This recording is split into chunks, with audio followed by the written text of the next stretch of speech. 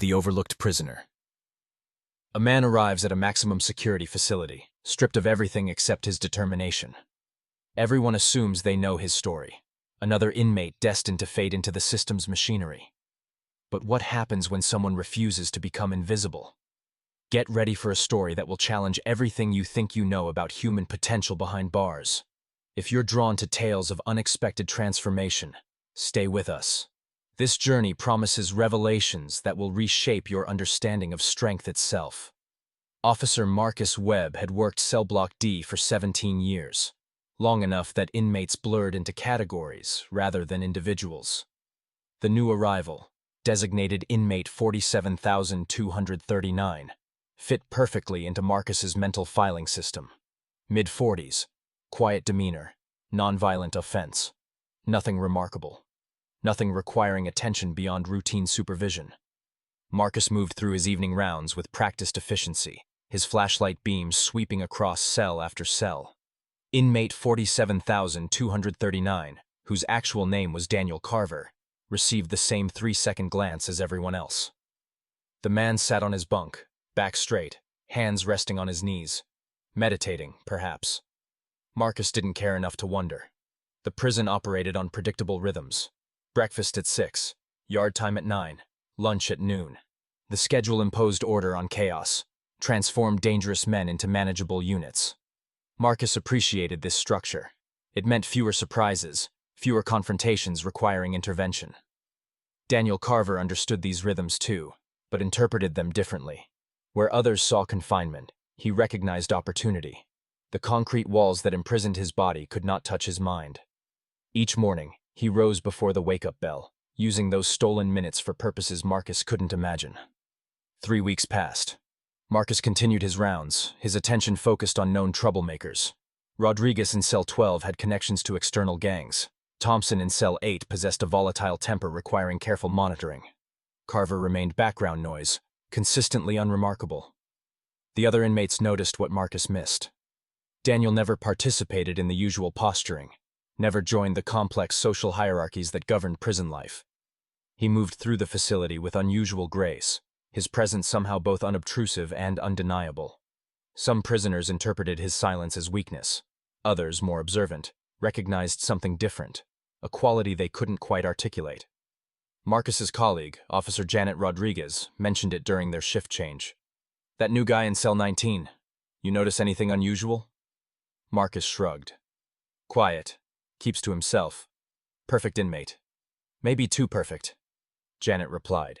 But Marcus was already thinking about dinner, about the television show waiting at home. He dismissed her concern with practiced indifference. 17 years had taught him that prisoners who caused no problems deserved no attention. Daniel Carver caused no problems. What Marcus failed to understand, what he wouldn't comprehend for several more weeks, was that the absence of problems sometimes masks the presence of something extraordinary. In his cell each night, Daniel was building something Marcus's training manual never mentioned, a foundation of discipline so profound it would eventually transform everyone around him. Whispers in the dark. Before diving deeper into this transformation, take a moment. Have you ever witnessed someone change their circumstances through sheer determination? Subscribe to discover how one man's nighttime discipline would eventually reach beyond his cell walls. This chapter reveals the beginning of something the prison system never anticipated. The nighttime hours belong to different rhythms. After lights out at 10, Cell Block D settled into its nocturnal personality, a soundscape of snoring, whispered conversations, and occasional conflicts Marcus learned to identify by audio signature alone. His rounds occurred every 2 hours, predictable as clockwork. Daniel waited for these patterns to establish themselves completely. The first week, he simply observed, mapping the guard rotations, identifying which officers walked quickly past cells and which paused to investigate. Marcus fell into the former category, efficient, detached, eager to complete his rounds without complication. The second week, Daniel began his true work. At 10:15, 15 minutes after lights out, he rose from his bunk. No sudden movements, no sounds that might alert nearby cells. He positioned himself in the small space between his bunk and the wall, barely 6 feet of concrete floor. In that confined area, Daniel began moving through forms he'd practiced for 23 years. Martial arts training, but not the aggressive combat-style movies depicted. This was internal work, controlled breathing, precise movements, meditation in motion. Each gesture flowed into the next with deliberate mindfulness. His cellmate, a younger man named Kevin Marsh, serving time for robbery, initially watched with confusion. "What are you doing?" Kevin whispered that second night. "Finding balance," Daniel replied softly. "You're welcome to join." Kevin declined, but he didn't interfere. Something about Daniel's focused presence discouraged mockery. The older man radiated a calm that felt almost protective, as though his discipline created a zone of safety extending beyond his own practice. Marcus passed during his midnight round, flashlight beams slicing through the darkness. Daniel heard the approaching footsteps, sensed the light coming, but didn't break his form. He simply stood still until the beam moved on, then resumed his practice. The guard saw nothing unusual, just an inmate standing beside his bunk, probably stretching after a nightmare. Marcus's attention was already moving to the next cell, where two inmates were arguing in harsh whispers. He rapped his nightstick against the bars. "Quiet down." Daniel heard this interaction, recognized it as typical. The prison system responded to obvious problems while missing subtler transformations. This suited his purposes perfectly. He wasn't seeking attention or recognition. He was cultivating something far more valuable, genuine inner strength that required no external validation. By week 3, Kevin was watching with different eyes. "You do this every night?" he asked. "Discipline isn't occasional," Daniel explained. "It's a practice, not a performance." "Could you teach me?" Daniel considered this carefully. Teaching meant visibility, and visibility invited complications. But he also recognized the genuine hunger in Kevin's question, a young man seeking something better than the anger that had landed him here. "Tomorrow night," Daniel agreed. "But understand, this isn't about fighting. It's about finding peace within constraint." Marcus remained oblivious to these developing connections, his rounds unchanged, his assumptions unchallenged. The quiet inmate in cell 19 continued being perfectly unremarkable. The first student transformation rarely announces itself loudly. Sometimes the most profound changes begin with a simple question in the darkness. If you've ever wondered how wisdom spreads in the most unlikely places, this chapter will show you the power of patient teaching. Stay engaged. What happens next challenges assumptions about where growth can occur. Kevin Marsh had been incarcerated for 11 months, each day bleeding into the next in an undifferentiated blur of regret and resentment. At 26, he carried anger like armor, convinced the system had failed him, that circumstances beyond his control had led to his conviction. This narrative protected him from genuine self-examination. Daniel recognized this defensive posture immediately.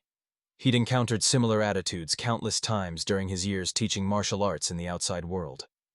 The young man needed not confrontation but invitation, a doorway into different understanding. The following night, after Marcus completed his 10 o'clock round, Daniel stood and gestured for Kevin to join him.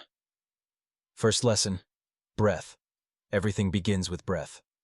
Kevin expected fighting stances, aggressive movements, techniques he might use to establish dominance in the yard. Instead, Daniel taught him to stand quietly, feet shoulder-width apart, hands relaxed at his sides.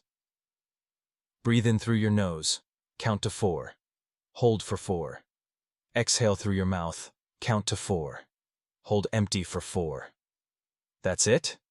Kevin's disappointment was audible. "That's everything," Daniel corrected gently. "You can't build strength on an unstable foundation. Breath creates stability." They practiced this seemingly simple technique for 40 minutes. Kevin's mind wandered constantly, to his upcoming appeal, to the girlfriend who'd stopped writing, to the reputation he needed to maintain among other inmates. Each distraction pulled his attention away until Daniel's quiet voice guided him back. "Notice the distraction. Don't fight it. Acknowledge it, then return to breath." This pattern repeated dozens of times. Kevin grew frustrated with his inability to maintain focus, but Daniel's patience never wavered. "This is the practice," he explained. "The mind wanders. We bring it back, again and again. That's where strength develops." Marcus passed during his midnight round, his flashlight briefly illuminating 2 inmates standing motionless in their cell. Nothing suspicious, nothing requiring intervention. He moved on. By 1 o'clock, Kevin's experience had shifted subtly. The breathing no longer felt mechanical. Something had settled inside him. Not dramatic, but noticeable. A small pocket of quiet in the usual mental chaos. That feeling, Daniel said, recognizing the change in Kevin's posture. Remember it. That's your center. You can return there any time, regardless of external circumstances. Over the following nights, Daniel introduced gentle movements, weight shifts, controlled stretches, basic forms emphasizing balance over aggression.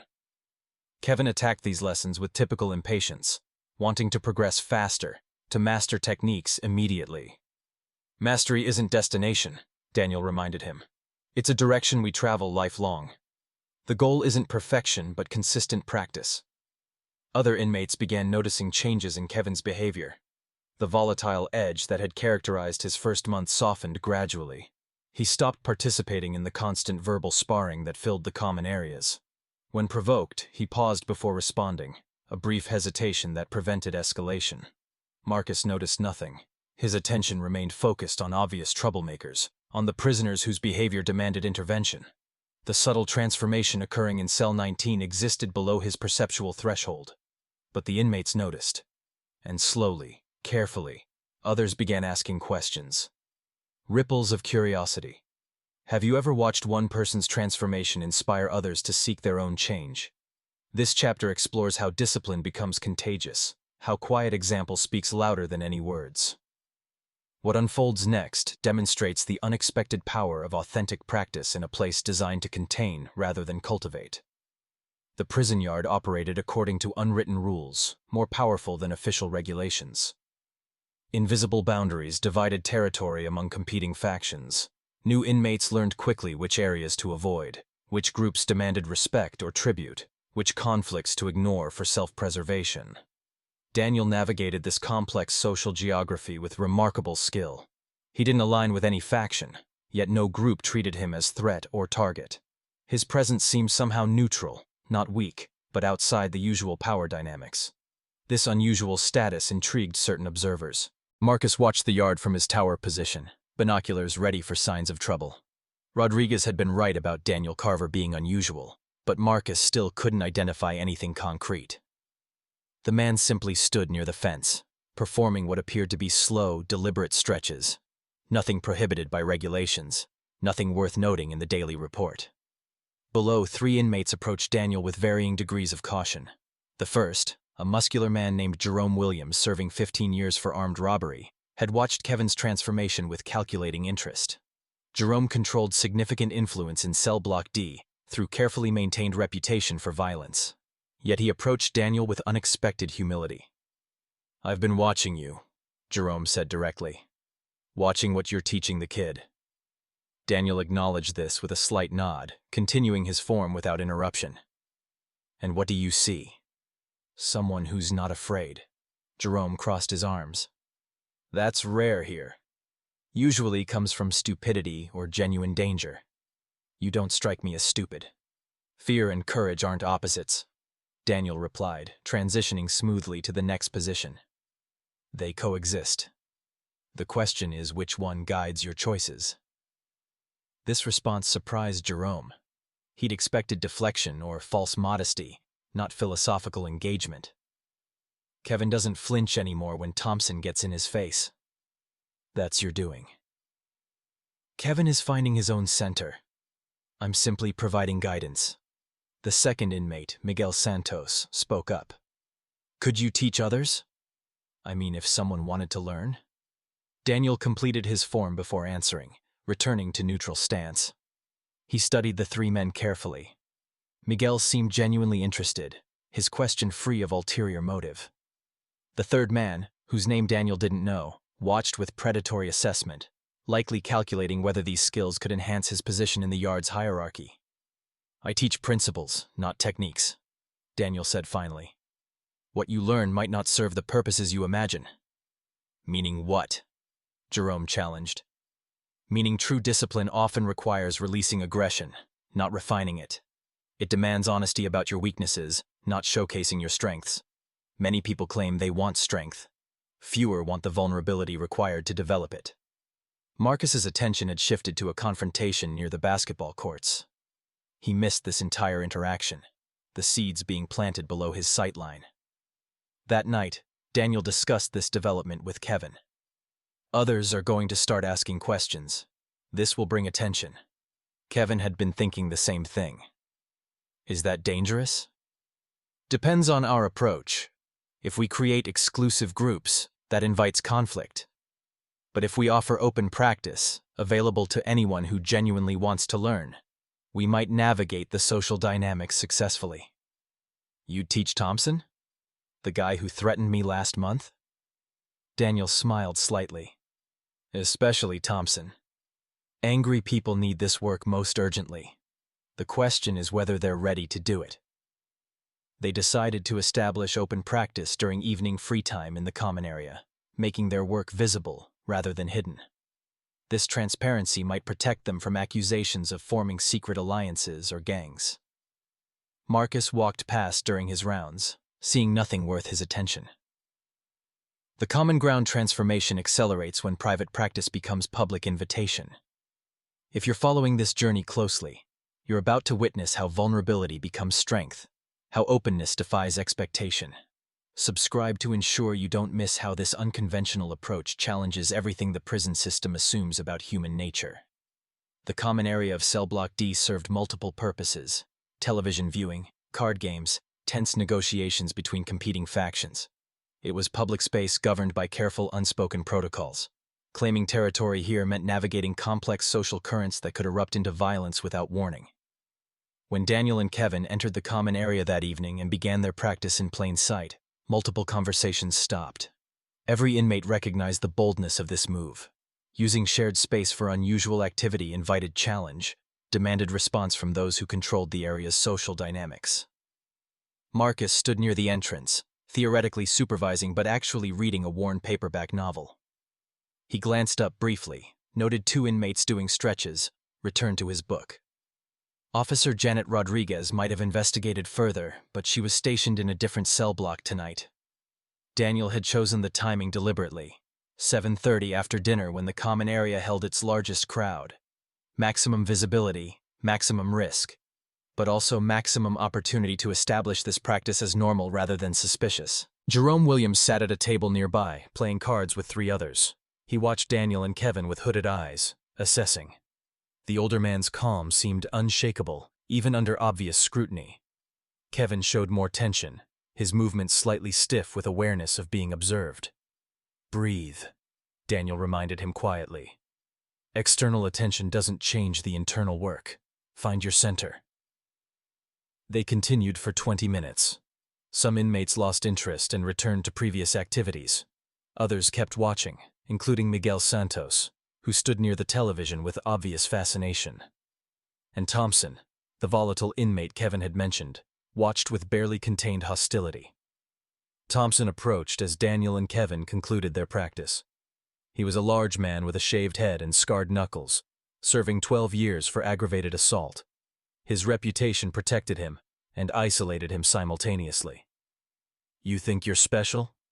Thompson's voice carried across the room. Think you're better than everyone else? Marcus glanced up from his book, hand moving instinctively toward his radio. But Daniel's response diffused the tension before it escalated. I think we're all looking for something better than our current situation, Daniel said evenly. Some of us use anger. Some use discipline. Both are valid responses to confinement. This acknowledgement surprised Thompson. He'd expected defensiveness or submission, reactions that would justify aggression. Instead, Daniel offered respect without weakness, recognition without challenge. That kung fu stuff wouldn't help you in a real fight, Thompson continued, but his tone had shifted slightly, more curious than threatening. Probably not, Daniel agreed. That's not its purpose. This practice is about internal control, not external dominance. Miguel stepped forward. Could I join tomorrow? I'd like to learn. Anyone can join, Daniel confirmed, looking directly at Thompson as he spoke. The only requirement is genuine commitment to the work. We practice every evening, 7:30. Bring willingness to examine yourself honestly. Everything else, we can teach. Thompson scoffed and walked away, but several other inmates approached with questions. By the time Marcus called for return to cells at 9 o'clock, 7 men had expressed interest in learning what Daniel was teaching. That night, as Marcus completed his rounds, he noticed unusual quiet in cell block D. The typical arguments and tensions seemed muted. He marked this mentally as positive, but didn't investigate the cause. 17 years had taught him not to question good behavior too closely. In cell 19, Daniel and Kevin discussed the evening's developments. 7 people, Kevin marveled. I didn't expect that response. People recognize authenticity, Daniel replied. This environment is full of deception and manipulation. Genuine practice stands out simply by being genuine. What about Thompson? He's dangerous. He's wounded, Daniel corrected. Like many here, anger often masks pain. If he chooses to join us, we welcome him. If not, we continue our work regardless. Marcus passed their cell, flashlight beams sweeping across walls and bunks, seeing nothing worth his attention. The test of patience. Every transformation faces resistance. Every new approach encounters those who test its boundaries, seeking weakness or deception. This chapter reveals what happens when discipline meets direct challenge. Stay with this journey. What unfolds next determines whether genuine change can survive in an environment designed to prevent it. The following evening, 12 men gathered in the common area at 7:30. Marcus noticed the unusual congregation, his attention finally caught by numbers rather than individual behavior. He set aside his book and watched more carefully, hand resting near his radio. Daniel began as he always did, with breathwork. The men stood in rough formation, some taking it seriously, others treating it as a joke. Thompson had arrived, standing at the back with crossed arms and skeptical expression, clearly present to mock rather than participate. Breathing seems simple, Daniel explained, his voice calm and clear. Your mind will insist you already know how to breathe, that this is beneath your attention. Notice that resistance.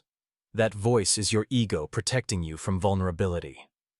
This is bullshit, someone muttered. Several men laughed. Daniel didn't react to the challenge. That response is normal. We're conditioned to equate strength with hardness, toughness with invulnerability. What I'm offering requires different courage, the courage to acknowledge limitation and work with it patiently. Marcus watched this interaction carefully. He'd witnessed countless prison programs attempt to reach inmates with varying approaches. Religious conversion, education classes, therapy groups. Most failed because they tried forcing change rather than inviting it. This man's approach seemed different, though Marcus couldn't articulate exactly how. Thompson spoke loudly from the back. Why should we listen to you? What makes you qualified to teach anything? Daniel turned to face him directly. Nothing makes me qualified in ways this environment typically values. I'm not stronger, tougher, or more dangerous than anyone here. I simply practice discipline consistently and offer to share what I've learned. You're free to accept or reject that offer. What are you in for? Thompson pressed, sensing possible advantage. Embezzlement, Daniel answered without hesitation or shame. I stole from my business partner, broke trust, chose short-term gain over long-term integrity.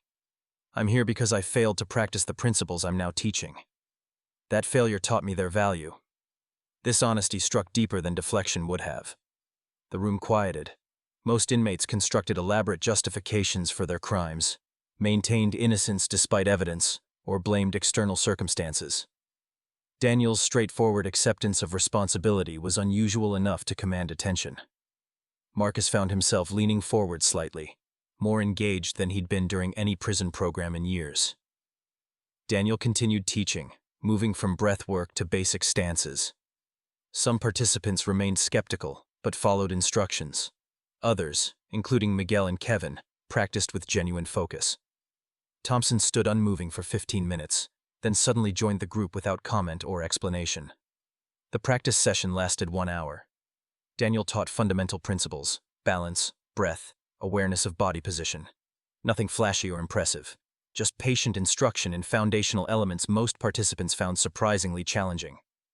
As 9 o'clock approached and Marcus called for return to cells, something unexpected occurred. One of the newer participants, a young man named Curtis, confronted another inmate who'd made dismissive comments throughout the session. "You disrespected what we're trying to do here," Curtis said, his voice tight with anger. Marcus tensed, recognizing the pre-violence energy that often preceded fights. But before he could intervene, Daniel stepped between them. "Curtis, breathe. Find your center." The young man looked ready to push past Daniel, but something in the older man's calm presence interrupted his momentum. Curtis took a ragged breath, then another. His fists unclenched slightly. "This practice will test your patience constantly," Daniel said quietly, speaking to Curtis but addressing everyone present. "Other people will mock it, dismiss it, try to pull you away from it. That external resistance is less important than your internal commitment. Let his disrespect be his problem, not yours." Curtis nodded slowly, stepping back. The potential violence dissolved before Marcus needed to act. As inmates filed back to their cells, Marcus approached Daniel for the first time with genuine curiosity rather than routine supervision. "What exactly are you teaching them?" "Discipline," Daniel answered simply. "Self-control, awareness." Marcus studied him carefully. "That's not what they're used to learning here." "No," Daniel agreed. "But perhaps that's what they need." Officer Webb's awakening. Sometimes those who enforce boundaries need to question them most. Have you ever realized you were observing something without truly seeing it? This chapter marks a turning point, when Marcus Webb begins understanding that transformation doesn't require his permission. What he discovers next will challenge 17 years of assumptions about his role and these men's capacity for change. Marcus found himself thinking about Daniel Carver during his drive home that night, which was unusual. He typically left work at work, maintaining careful psychological boundaries between his professional role and personal life. But something about the evening's interaction lingered, challenging his carefully constructed categories. At home, he mentioned it to his wife Sarah, over dinner. "We have this inmate running meditation classes or something in the common area. First time I've seen anything like that actually working." Sarah taught elementary school and believed deeply in human potential for growth. "Why does that surprise you?" "Because they're criminals," Marcus replied automatically, then paused.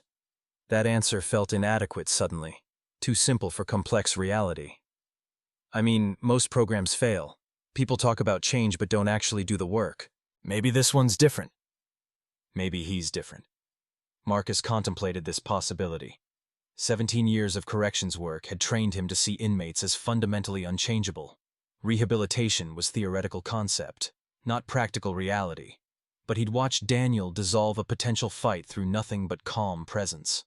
That suggested capabilities Marcus's training manual never addressed. The next morning, Marcus did something unprecedented. He reviewed Daniel Carver's file with genuine interest rather than routine necessity. The details surprised him. Before incarceration, Daniel had owned a successful martial arts studio, taught classes to both children and adults, maintained spotless reputation in his community. The embezzlement had shocked everyone who knew him, completely out of character, explained only by a moment of financial desperation when his wife's medical bills exceeded their insurance coverage. Daniel had pleaded guilty immediately, expressed genuine remorse, accepted responsibility without attempting legal maneuvering to reduce his sentence. The judge had sentenced him to 5 years, noting that while the crime demanded punishment, Daniel's character and circumstances warranted consideration. Marcus closed the file thoughtfully. This wasn't a career criminal or violence-prone individual. This was someone who'd made one significant mistake and was facing consequences with dignity. That context reframed everything Marcus had observed. That evening, Marcus arrived early to his shift and positioned himself where he could watch the common area practice more carefully. Janet Rodriguez noticed his unusual attention. "Finally getting interested?" she asked. "Maybe. Something about that guy seems genuine." 14 men gathered at 7:30. Thompson was present again, this time participating from the beginning rather than watching skeptically. Daniel led them through increasingly complex movements, his instruction patient and clear. Marcus observed the participants' varying skill levels and Daniel's adaptive teaching. He gave advanced guidance to those progressing quickly while ensuring beginners didn't feel overwhelmed or excluded. This balance required sophisticated awareness of group dynamics. More significantly, Marcus noticed the changed atmosphere in the common area. The usual undercurrent of tension, the constant awareness of potential violence that characterized prison environments, had diminished noticeably during these sessions. Men who typically avoided each other or maintained hostile distance were practicing side by side peacefully. After the session ended, Marcus made another unusual choice. He approached Daniel again, this time with genuine questions rather than supervisory distance. "How are you getting them to cooperate like this? These guys barely tolerate each other normally." Daniel considered how to answer honestly without seeming to criticize prison protocols. When people focus on internal development rather than external competition, hierarchy becomes less important. We're not fighting for limited resources or status. Everyone who shows up gets the same teaching, the same attention. That equality reduces conflict. Marcus nodded slowly. This explanation made sense in ways his training had never addressed. The prison system operated on control and hierarchy. Guards above inmates. Stronger inmates dominating weaker ones. Daniel was offering something outside that structure. "And they respect you because—" "I don't ask for respect. I offer something valuable and maintain consistency. Respect emerges naturally from that foundation, rather than being demanded or performed." Marcus found himself wanting to understand more. For 17 years he'd maintained professional distance, viewing inmates as problems requiring management rather than individuals capable of growth. Daniel's presence was challenging that entire framework. That night, during his rounds, Marcus paused longer at cell 19. Daniel was sitting in meditation posture, completely still. Kevin was reading. Both men radiated unusual calm. Marcus continued his rounds, but something had shifted in his awareness. He was beginning to see rather than simply looking. The crisis point transformation never proceeds smoothly. Every significant change faces moments that test whether new patterns can withstand old pressures. If you've been following this journey, you know something must challenge what's being built. This chapter brings that inevitable test. Stay engaged. What happens in the next few minutes will determine whether weeks of patient work survive or collapse.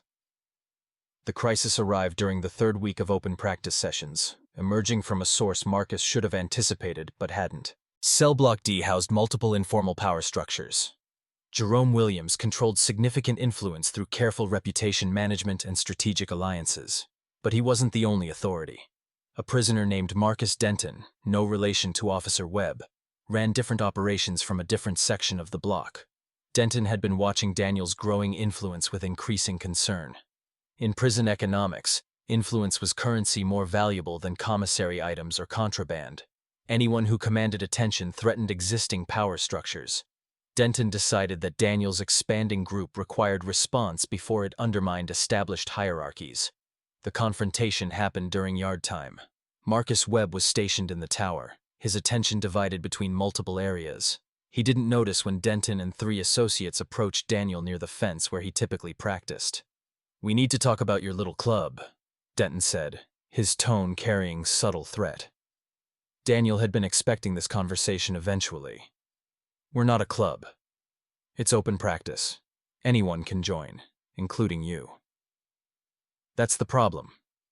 You're pulling people away from established groups, creating confusion about who runs what in this block." Daniel recognized the territorial claim underlying Denton's words. "I'm not running anything. I'm teaching principles that anyone can learn. That doesn't require leaving other associations or choosing sides." Denton stepped closer, using his height advantage to create physical intimidation. "Everything in here is political. You're creating a power base whether you admit it or not. That makes you a threat." Several of Daniel's regular students noticed the confrontation developing. Jerome Williams was among them. He approached carefully, his presence adding complex dynamics to an already tense situation. "Denton, no problems here. Daniel's not stepping on anyone's territory." "Stay out of this, Jerome. This doesn't concern you. It does if you're threatening someone I respect." Marcus Webb's attention finally caught the developing situation. He saw multiple inmates converging on one area, Classic pre-fight configuration. He radioed for backup and began descending from the tower. Daniel raised his hands in peaceful gesture. I don't want conflict with anyone. My practice is available to all. It doesn't require choosing factions or abandoning existing associations. There's no threat here. Everything is threat, Denton replied. You just don't understand that yet. Thompson appeared at Daniel's side, his volatile reputation suddenly protective rather than threatening. Teacher has students now. You want a problem with him? You have a problem with all of us. This was escalating exactly as Daniel had feared. The protective impulse, while well-intentioned, was transforming peaceful practice into potential gang conflict. He'd worked to prevent precisely this dynamic. No, Daniel said firmly, addressing his students rather than Denton. This isn't what we practice. We don't use numbers for intimidation. We don't create opposing sides. Marcus Webb arrived, 3 other guards with him. Everyone disperse, now. The inmates began moving apart, but the tension remained. Denton pointed at Daniel. This isn't finished. Back in the cell block, Marcus pulled Daniel aside. What was that about? Power dynamics. Some people see teaching as threat rather than gift. Are you in danger? Daniel considered this question carefully. The honest answer was yes. He'd created visibility that invited challenge. But expressing fear would only escalate protective responses from his students. I'm navigating complicated territory. The practice is strong enough to weather this test. Marcus wasn't satisfied with that answer. I can't protect you if you won't acknowledge the threat. I appreciate your concern, but the protection I need isn't physical. It's maintaining the integrity of what we're building. If this becomes about factions and violence, everything we've worked for dissolves. That evening's practice session had unusually high attendance. 23 men showed up, many clearly present to demonstrate support for Daniel against Denton's challenge. The common area felt charged with defensive energy. Daniel recognized the danger immediately. This gathering looked like gang assembly rather than peaceful practice. Marcus Webb would have to respond if it appeared threatening. He addressed the group directly. I know why many of you came tonight. I'm grateful for your loyalty. But this practice isn't about loyalty or protection. It's about individual development. If you're here to make a statement rather than to learn, you're missing the purpose. Several men looked uncertain. Thompson spoke up. Denton threatened you. We're not just going to ignore that. Denton is afraid. Fear drives his actions, just as it drives many actions in this environment. Responding with counter-threat only perpetuates the cycle. What I'm teaching offers different path. Responding to fear with calm, to aggression with centeredness. That sounds weak, someone said. It requires greater strength than matching aggression with aggression. That's easy. Maintaining peace when provoked. That's the real challenge. Marcus watched this interaction from his position near the wall, beginning to understand something profound. Daniel wasn't just teaching martial arts or meditation. He was modeling a completely different approach to power and conflict. An approach that threatened prison's fundamental social structure precisely because it offered alternative to constant hierarchical struggle. The session proceeded, but the tension remained. Outside, in the shadowed corners of Cell Block D, different forces were gathering momentum. The night everything changed. Some transformations can only be proven through crisis. Some truths emerge only when tested by their opposite. If you've followed this journey to this point, you understand that Daniel's patient work must face its ultimate test. Subscribe to see how months of discipline respond to direct challenge, how one night reveals whether genuine change can survive in the darkest environments. Marcus Webb's shift ended at 11 o'clock, but he couldn't bring himself to leave. Something felt wrong, an atmosphere of pending violence that 17 years of experience had taught him to recognize. He volunteered to extend his shift, much to his replacement's gratitude. In Cell 19, Daniel sat in meditation posture, but his awareness extended throughout the cell block.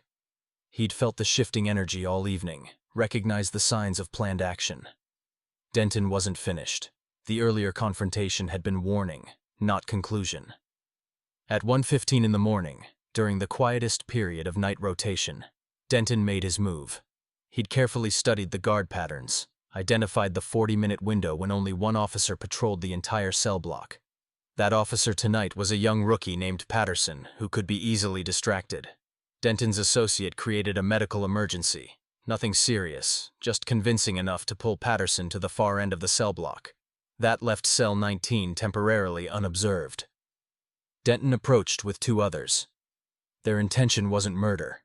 Too risky, too many consequences. But a beating would serve the purpose.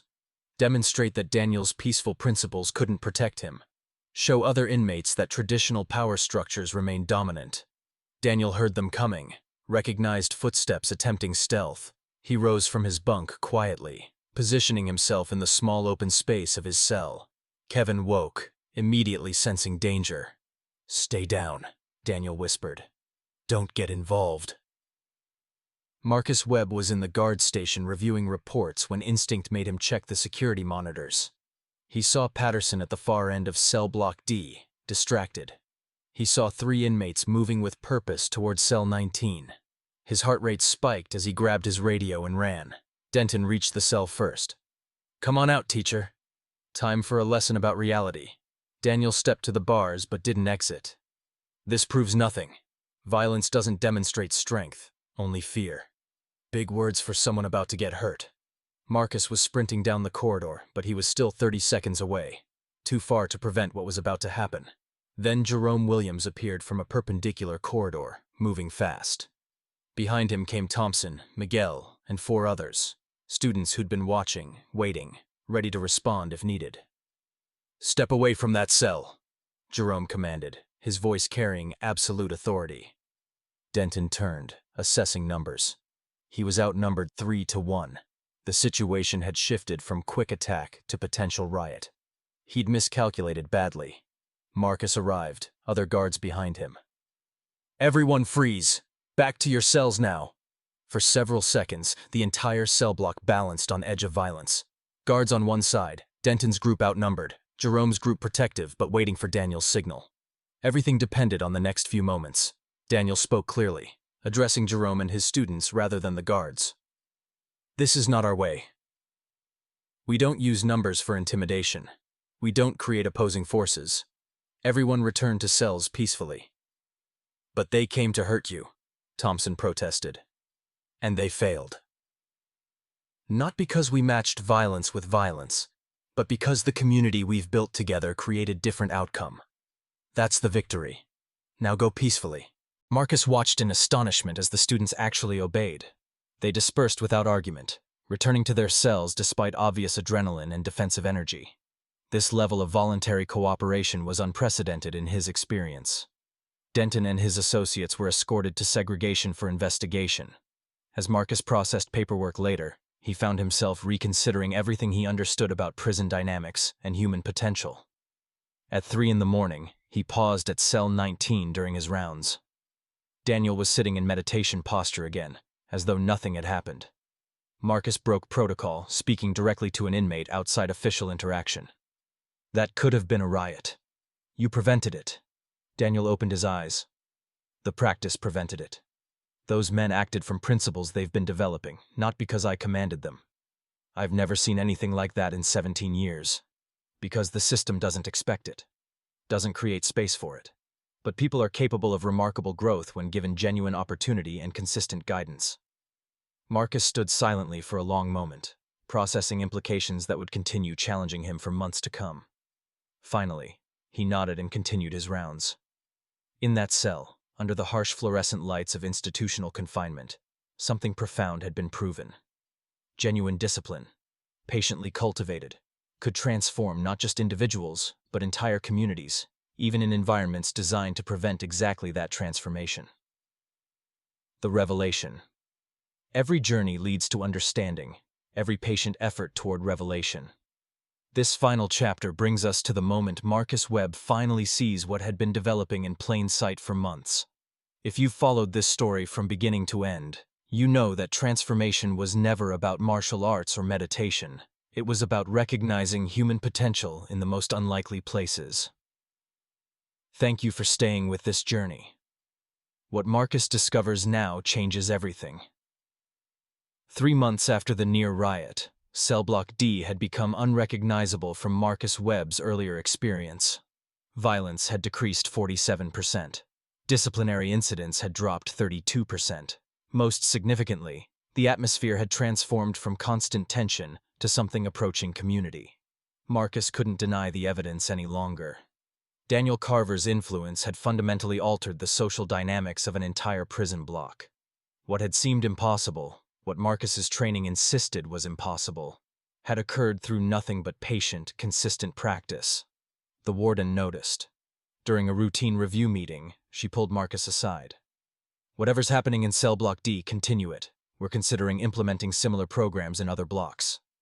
"It's not really a program," Marcus tried to explain. "It's one inmate teaching other inmates discipline and self-control through martial arts principles. Then make it official. Give it resources. Expand it." Marcus conveyed this conversation to Daniel during their weekly check-ins, another unprecedented development. They'd begun meeting regularly to discuss the practice group's progress and potential challenges. Daniel's response surprised Marcus. "I appreciate the recognition, but institutionalizing this work might destroy what makes it effective. The power comes from it being voluntary, inmate-initiated, outside official structures. The moment it becomes a program with requirements and oversight, it transforms into something different. But if it works here, shouldn't we share it with others? The practice can be shared. But it has to emerge organically, not be imposed from above. Others need to develop their own understanding, not just replicate what we've built here." Marcus was learning that transformation couldn't be packaged or mandated. It required genuine commitment and authentic development, concepts his corrections training had never addressed. That evening's practice session showed how far the group had progressed. 38 men practiced together, their movements increasingly synchronized, their focus deepened by months of consistent work. Even Denton had eventually joined after his return from segregation, humbled by his failed attack and curious about what commanded such loyalty. Marcus watched from his usual position, but his role had evolved. He was no longer just supervising to prevent problems. He was witnessing something valuable, protecting space for growth to occur. After the session ended, Thompson approached Marcus directly, something that would have been unthinkable months ago. "Officer Webb, I wanted you to know something. I've been down 6 years. This is the first time I've felt like I'm becoming better instead of worse. That's because of what Daniel's teaching. But it's also because you let it happen. You didn't shut it down when you could have." Marcus felt unexpected emotion at this acknowledgement. For 17 years, he'd measured success by absence of problems. Thompson was describing something more profound, actual positive change rather than mere containment. Kevin Marsh, Daniel's original student and cellmate, approached next. "I'm up for parole next month. My lawyer says I have a good chance because my record in here has been clean." Before I met Daniel, I was heading toward more charges, extending my sentence. He changed my trajectory. These testimonials continued throughout the evening. Marcus heard similar stories from a dozen inmates, men who'd found direction, reduced anger, developed discipline they'd never known was possible. The impact wasn't universal. Some inmates remained unchanged or skeptical. But even skeptics had to acknowledge the transformed atmosphere. Late that night, during his final rounds, Marcus stopped at cell 19 one last time. Daniel was reading, a peaceful routine that had characterized every evening of his incarceration. "I owe you an apology," Marcus said quietly. Daniel looked up, surprised. "For what?" "For ignoring you for weeks when you first arrived. For assuming you were just another inmate without potential. For maintaining professional distance that prevented me from seeing what you were building. You provided exactly what I needed. Space to practice without interference. Your protection, even when you didn't realize you were offering it, allowed this work to develop. Don't apologize for that." Marcus shook his head. "I was wrong about a lot of things. About what people in here are capable of. About what my role should be. You taught me as much as you taught them." "We taught each other," Daniel corrected. "You learned to see beyond categories. I learned that even in confinement, genuine freedom is possible through discipline and practice." Marcus continued his rounds, but his perspective had fundamentally shifted. He'd spent 17 years managing inmates, maintaining order, preventing problems.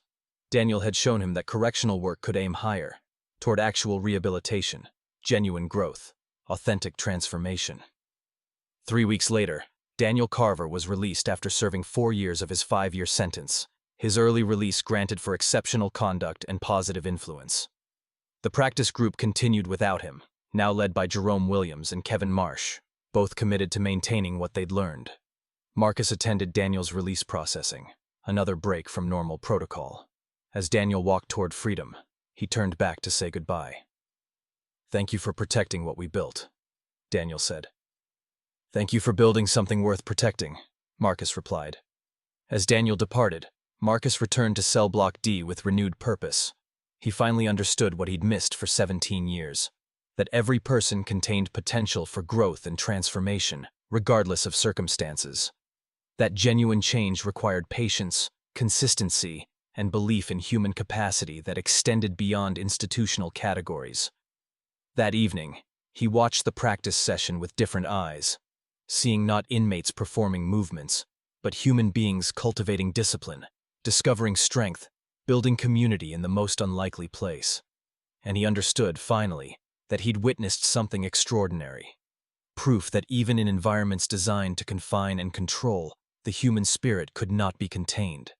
That genuine transformation, patiently cultivated with authentic commitment, could flourish anywhere courage and discipline met. The practice continued. The transformation expanded. And Marcus Webb, after 17 years of correctional work, finally understood the true meaning of rehabilitation. Not punishment and containment, but recognition of potential and provision of opportunity for those willing to do the difficult internal work of genuine change. In cell 19, a new inmate had arrived. Marcus made a mental note to pay closer attention this time, to see rather than simply look, to recognize potential rather than simply managing risk. Because he'd learned, through patient observation of one remarkable individual, that transformation doesn't require permission. It requires only space, consistency, and belief that human beings are always capable of becoming something better than their circumstances suggest. The work continued. The growth continued. And in the harsh fluorescent lights of cell block D, hope persisted against all institutional expectations, proving daily that discipline, patience, and authentic commitment could achieve what punishment alone never would: genuine human transformation.